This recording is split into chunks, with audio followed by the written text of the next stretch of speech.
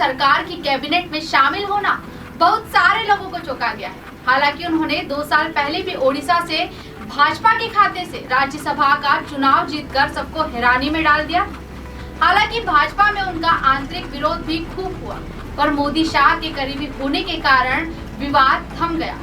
फिर कल जब मोदी सरकार में कैबिनेट विस्तार हुआ तो उन्हें रेल की कमांड सौंप दी गई, मतलब कि रेल मंत्री बना दिया गया।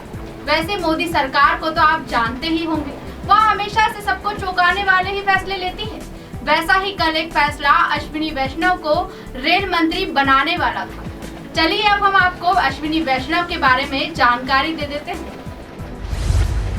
अश्विनी वैष्णव 1984 बैच के IAS अफसर रह चुके हैं। अश्विनी वैष्णव ने ओडिशा के बालासोर और कटक जिलों में कलेक्टर के रूप में कार्य किया है। अश्विनी वैष्णव ने IAS अधिकारी रहते हुए कई शानदार काम भी किए थे, जिसमें से एक ओडिशा के बालासोर में आए समुद्री तूफान के दौरान राहत पहुंचाना भी शामिल था। इस जानकारी से सरकार को आवश्यक कदम उठाने में मदद मिली, जिसमें कई लोगों की जान बच गई और यहीं से वे चर्चा में आ गए। 2003 तक उन्होंने ओडिशा में ही काम किया। उन्हें अटल बिहारी वाजपेयी के साथ काम करने का लंबा अनुभव प्राप्त है। उन्हें पूर्व PM अटल बिहारी वाजपेयी के ऑफिस में डिप्टी सेक्रेटरी की जिम्मेदारी दी गई। यहाँ उन्होंने इंफ्रास्ट्रक्चर प्रोजेक्ट में पब्लिक प्राइवेट पार्टनरशिप का खाका तैयार किया था। इसके बाद जब अटल जी की सरकार चली गई तब वैष्णव उनके निजी सचिव के तौर पर काम करने लगे।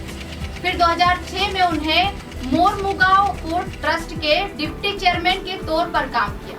2 साल तक उन्होंने इस पद पर काम किया है और फिर MBA के लिए वहां विदेश चले गए। भारत वापसी के बाद उन्होंने JE ट्रांसपोर्टेशन कंपनी में मैनेजिंग डायरेक्टर के तौर पर काम किया, लेकिन आखिर में 2012 में उन्होंने कारपोरेट सेक्टर छोड़ दिया।